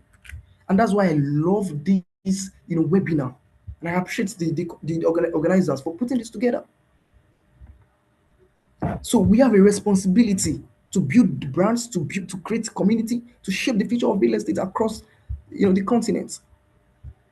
As I close, your network determines your opportunity, but your visibility determines whether those opportunities can find you. To determine whether those opportunities can find you, right? So, this is the take home, and I leave you with this: market with education. Stop posting listing. Stop posting. Just stop posting property. Start sharing knowledge. Educate your audience, and then trust will follow. Build with clarity, right? Build a personal brand with clarity. Decide today, not tomorrow. Decide what you want to be known for, and be consistent about that one thing. Be consistent about that one thing, because consistency is that one thing. In that one thing, beats being everything to everyone. You cannot be everything to everyone. One thing, be known for one thing, and then be consistent about that thing. Show up digitally. Show up digitally. Show up digitally. Show up digitally. Right? Show up digitally. Thank you, and this is the end of my presentation. Thank you so much. Thank you very much, that good sir, Yeah. Jacobs, for your thoughtful presentation. I think one thing I was battling with my mind with to try and puzzle up a good question to you was that I think you are right when you're saying people do business through their trust, Yeah. and that's how you start. So thank you very much for that. And to all my panelists, I think we're left for 25 minutes. Maybe I'll do the opening of the questions, guys, and then I'll follow up with the questions of the chat, and then to our fellow participants, you guys can raise hands. I think after I pose the question, I'll read the ones on the chat, and then let's keep it going. I think I'm someone who's more solution driven, and today's session was more informative. There's just something I'm missing from how I want us to live this session, I believe we are young entrepreneurs entering into the space, and often we're driven by the perception that this is how things are done, even marketing wise. My question to all my panelists is that how can we firstly change the narrative as young people to say that there's new ways of innovation that we can put out there to the world? as something that can be in demand, to say that this is how the shift, or this is how we move real estate forward. Because I can tell you now, when we're entering the market, we have brands that have been existing for over 50 years. In most cases, they swallow us. Apologies for that. In most of the cases, they swallow us in a sense that they've got the experience, they've got the tools, they've got the resources. How can we as young people use or leverage, firstly bring young, the use of the new introduced technological systems, the use of AI to enhance the new era of property practitioners? So I think my question is gravitated with quite a number of things we can unpack from there, but it's all to the panelists. I'm trying to get to a point whereby, as young entrepreneurs, we don't adapt to the old norms, or we don't succumb ourselves to the old norms and say this is how things are done. I think we as young people, we change quite a number of things. The revolution that comes to technology is quite a lot, but I don't see us tapping into that more often. But I see us going back into the current systems that are being there. Maybe that's the first question to my panelists. You can note that down, and then can I read the ones on the chat, and then we'll take the hands, and we'll take the first round of questions, and then you answer. The question on the chat was that by Victor, our good brother from Botswana. To all the panelists, if you were starting a related company today with a limited budget, what would be the top of the marketing priorities? I think this is the same thing that I'm trying to unpack right now. We need to find loopholes in which young people can start these businesses, because as soon as we mention so much things that are capacitated with having to have a lot of resources, it also invites anxiety amongst young people and young entrepreneurs. And they think that before you start a business, you need 100,000 rand. I firmly believe, from a South African context, that there's ways in which we can penetrate through, especially real estate, from the sales and rentals perspective, because the only thing you need as a starter is the compliance. I think, just to answer your question, I'm not a panelist, but for me, the main priority is compliance. Once you're able to comply and get to practice, and compliance is costly. Registering your company, getting FFCs, your license, it's also costly. But I'll also hand that over to the fellow panelists. I think the second question by Victor again was that if you were the top business and the business is dying and lost all hope today with limited budget, what would be your top 3 marketing priorities to bring up to? That's also from Victor. Maybe let's give you guys the first round to answer that. From the first question that I've asked, you can go to the Victor's questions in the same order. I think Lunza, you can go first. We've been putting you on pause. Welcome back. Thank you so much. Wow. Oluwale and Josiah, great presentations. I've actually learned a lot. I've been jotting down throughout your sessions. Yeah, so Tiyabonga, back to your question. I think for me, the most important thing in this changing environment is to be intentional about the value that you're adding in the space where you are. So before you even, I'll assume 2 things here.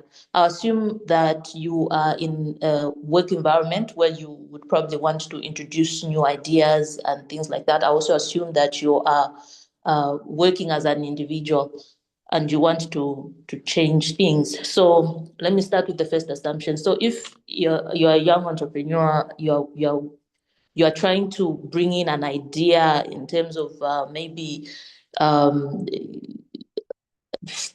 forms of advertising, maybe using AI, you bring in all these ideas, but you are in a space where there are people that have had experience in that sector. Maybe they're a bit rigid.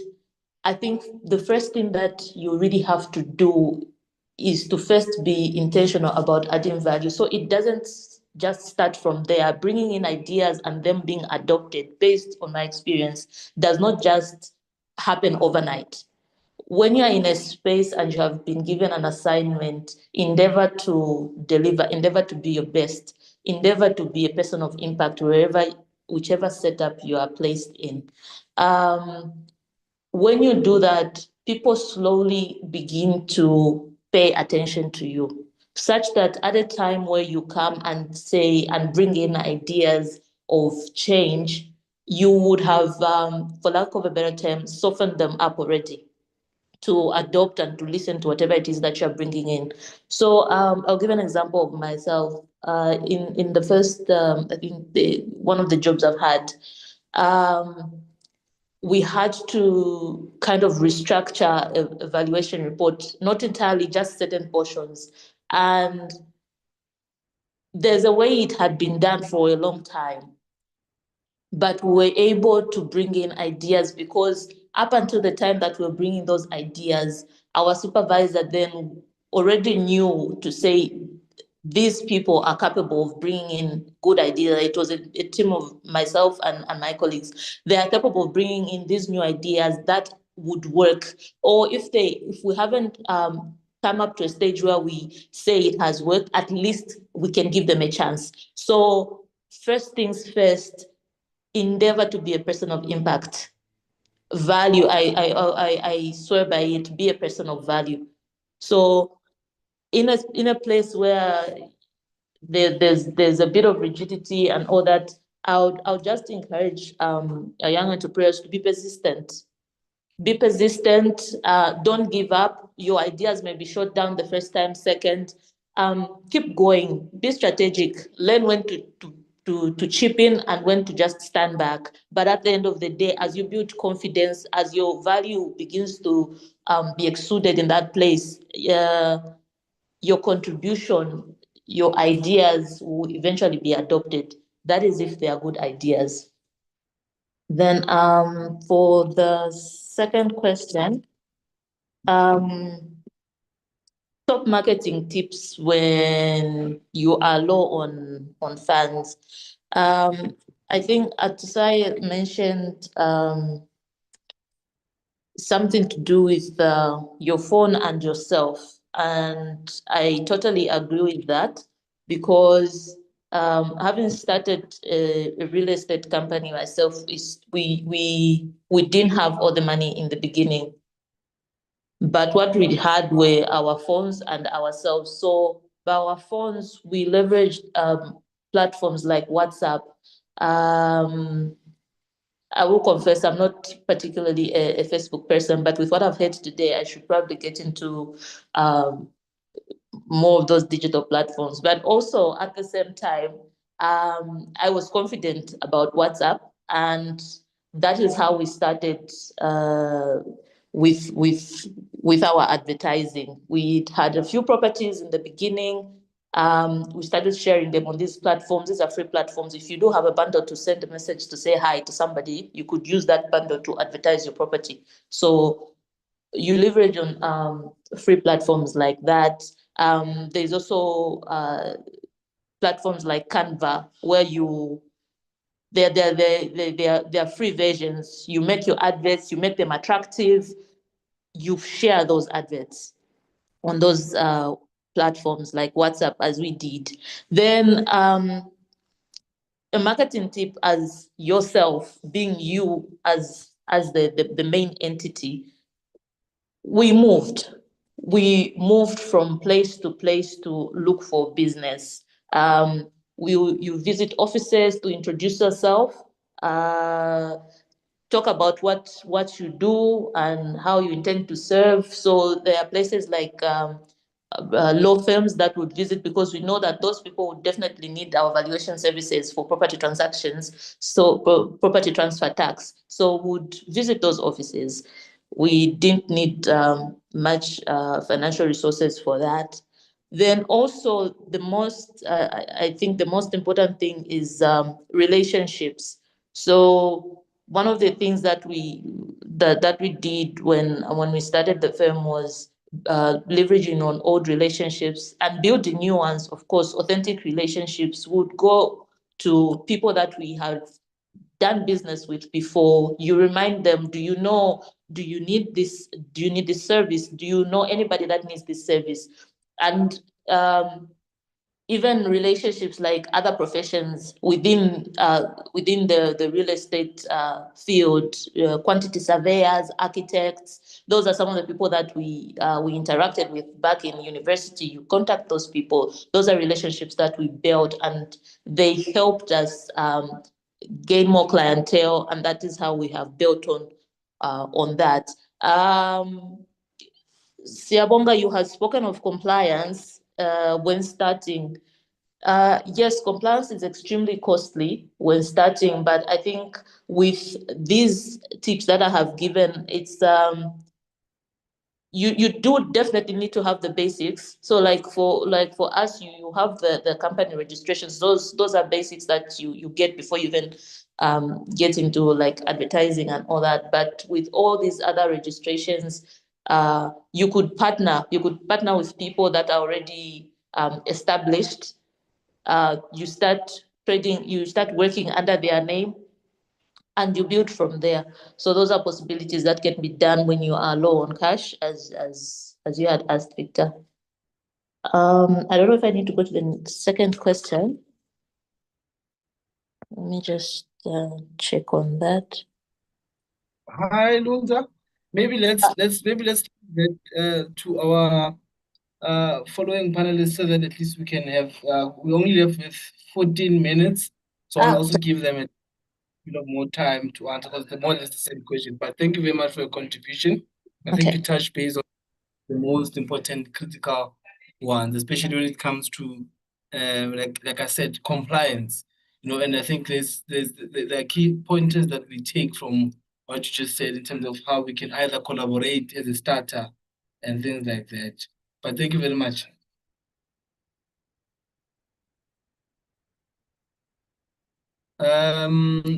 My good sir, you can Kanyenda, can go in and just answer the two questions that we had briefly, 5 minutes, because we only left with 13 minutes. So I want to give my also last panelist a few questions so that at least we can wrap up on it. Thank you. All right. Thank you so much, Siabonga. Thank you, Luza. You've tackled most of the essential aspect on the strategies in regards to those questions. Just to complement what Luza has said, I'll just give an example of some of the things that I've used personally. When I started entering the market, the first thing that I found that it was very difficult for us to penetrate because the seniors have already captured all the big clients in the market. So that was the environment that I was operating in. So what was the thing that I did? What I did was to leverage on the relationship that I created with those seniors. So I started working under them before trying to stand on my own, starting to do my own things. This was creating an alliance or collaboration with the seniors that I believed they had the issues of compliance, integrity, and they were trusted by the market. So I would go being sent by them as their boy to do the things. So once I met the client, the opportunity that I was given was I was able to go and meet the clients on their behalf. That's what I wanted. So I was given that opportunity. I would go work on their behalf. I would submit to them. They would do everything and submit to the clients. So I built trust with the seniors as I was building trust with their clients as well. Over time, what I started doing now was to leverage on media visibility with these same seniors. I'd go take pictures with them. When I'm going into conferences, they would invite, I would go with them, take pictures with them, and then post in different media platforms. The idea was to build integrity, which these people have already built in the industry. So when people see that you relate with people that they trust, they will definitely trust you as well. That was the first strategy I utilized. So over years, I found that I'm able to be trusted by the clients who just sometimes just contact me direct. No, we don't need the senior. Can you just do it for us? So I'd go and do for them. And by, I started building my own criteria base for the things that I wanted to do. Now, to the second question, the first part has already been answered by Luza. I'll just tackle the second part where Victor is asking to say, What if you've been in the business, you were one of the top businesses, and then your business is dying? And then what are the marketing strategies that you can utilize? My understanding there is if you are already in the business and your business is dying, it means you didn't deploy sustainable strategies for the business. You didn't analyze your in-house affairs, how you align those affairs with the market affairs. The changes that are happening in the market, you didn't pay much attention to that. Maybe you just focused on your in-house, or you didn't necessarily align these two. Now, the first best thing that you could do for you to understand what's the problem is to re-engage the clients that you have served before. Going back to the same clients, re-engaging them for similar assignments, or getting insights from them to say, why have you stopped giving us business? What's the problem? Where have we failed? From there, you are learning what is the thing that you failed? What can you do to improve from that thing? Remember, it is much easier to win a client you have served in the past than getting a new client. The client you have served in the past will be able to refer you to a new client. That's how the real estate business mostly goes. So I would advise you to consider engaging the stock clients that you have served before as one of your strategies. So considering time, let me stop there, Siyabonga. Thank you so much. Thank you very much, my good sir. And you are right. I think it's easier to build the momentum with existing client. I think going back to what Lunza had said, you leverage on existing clientele base. Because if you already have someone that you've serviced, they trust you, you ask them to keep on referring you to the next person, to the next person, to the next person. If you had time, would allude to something that is called, we are all 5 degrees away from people who want to meet. Just a typical example, if you want to meet a president, there are 5 people close to you that can get you to that. And I think it's leveraging on the network. So I think you touched on something very much important and well received. Thank you very much. I think lastly will be Mr. Jacobs. Just quick 5 minutes before we can wrap up and take back to the platform to the academy team. Thank you. Okay, thank you. I think they've attended to the question beautifully. And I think you also mentioned something very important now. Collaboration. You are just one person away from whatever thing that you're looking for, just one person away. And so collaboration and partnership, I think, is very important, right? It's very important. You have to leverage on that collaboration and partnership. And you mentioned the aspect of AI, how we can also leverage as youth, how we can actually leverage on AI, to do things in a modern way compared to the traditional way people have been doing it. And I think it's a conversation that we need to have sincerely, because a lot of people are still sticking to that old way of doing real estate. They don't want to, settle down with the reality that we have now. That's, it's a digital world. Technology is taking over. So the earlier the better to learn how, as a real estate, as a developer, as a consultant, how you can leverage on this tool to serve your customer better. You need to find a way. You need to find a way. I'm actually building something in Nigeria for the youth, basically, and for the university, for students, right? And just to give them a different experience, how they can have access to accommodation, basically, because that's where the world is going.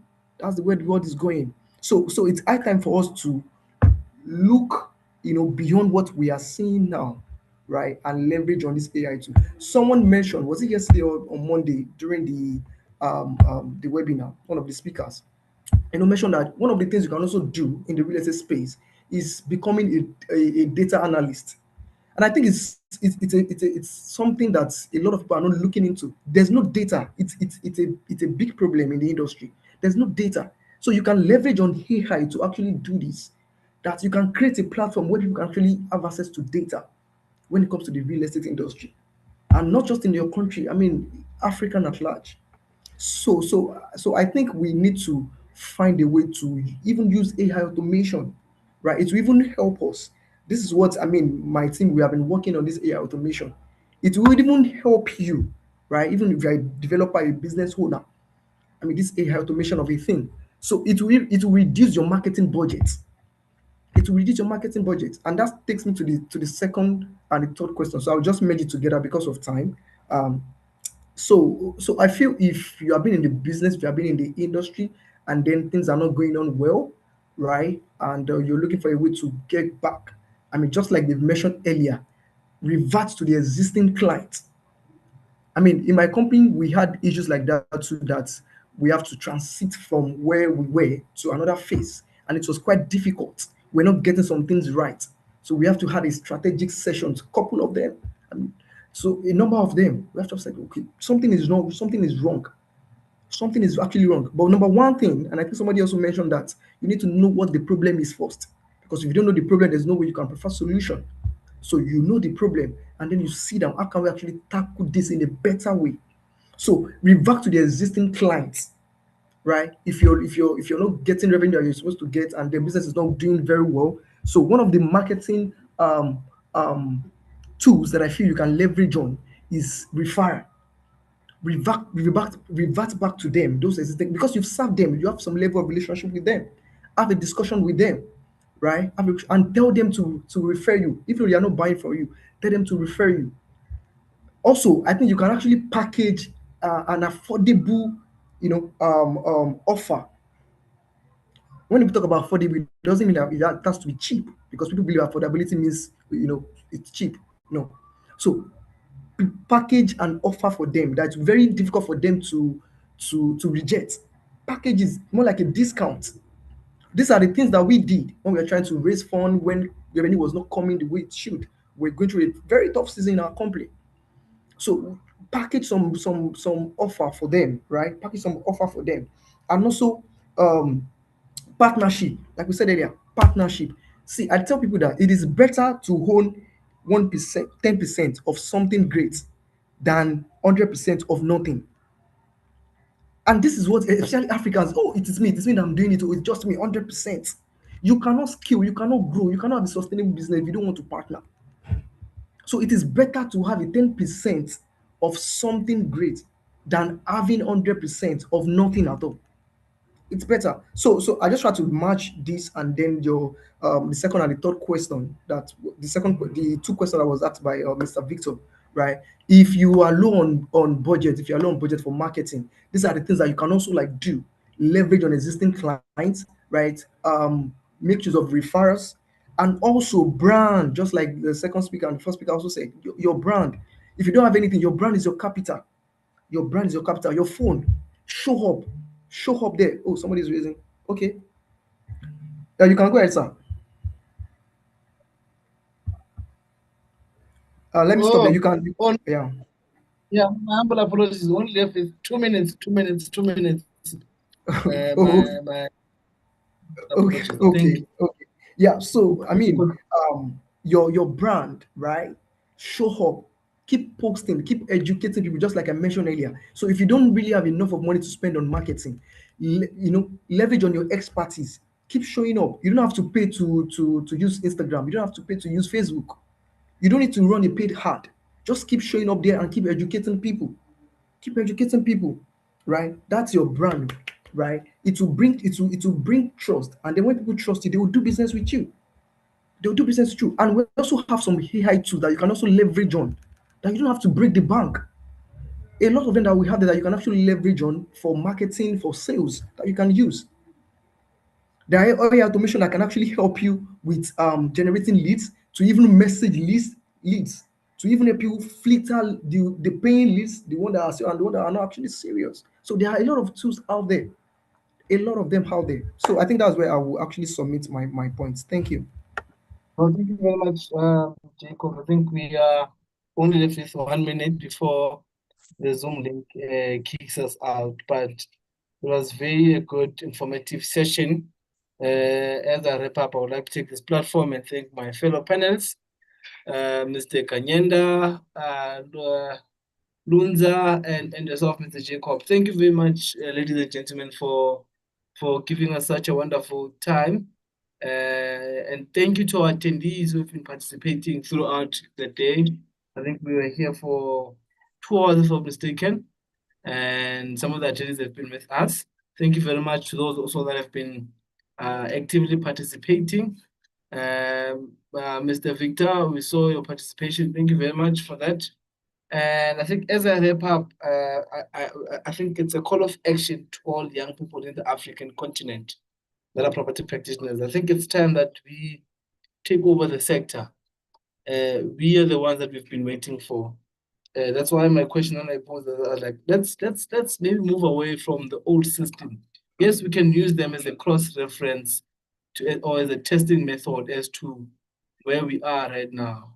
But I believe we are capacitated to take over the real estate market in all angles and in all value chains. So thank you very much for joining us today. I always tell people that I'm not a wave rider. So when you see me, just know that the new wave is coming, and this applies to everyone, that the new wave of new property practitioners, new generation of property practitioners is upon us, and we need to embrace it with everything that we have. Without wasting any further time, let me take the platform back to Akre. For me, as Siyabonga Mshibe, the Executive Chairman of Association of Property Association, this is where I end. You've been a wonderful audience today. Thank you very much. Tomorrow we have another session. Please do join us. Let's keep it flowing. I think I like this session. Thank you, Akre, once again for creating these platforms where we can interconnect with our fellow brothers across Africa. Thank you very much. Over to you, my good sir Albert. Thank you. Have a blessed good night. All right. Thank you very much, Sia. Thank you to you, Mr. Atasai. Thank you, Ms. Lunza. Thank you, Mr. Oliloa, for your time, for the knowledge that that you've impacted on us as the youth, on how we can properly brand ourselves and also to bring value to what we put out and not just to dash out and fill our social media. Thank you very much for all of the insight that you've brought through today. Join us again tomorrow for the final edition of the Youth Entrepreneurship Network. Tomorrow's topic will be building a sustainable property business, innovation, technology, and future trends in property. We hope to see you again tomorrow, same time, same place. Do have a good evening, everyone. Thank you. Bye. Thank you so much. Bye-bye. Thank you. Bye. Thank you so much. Bye-bye. Thank you.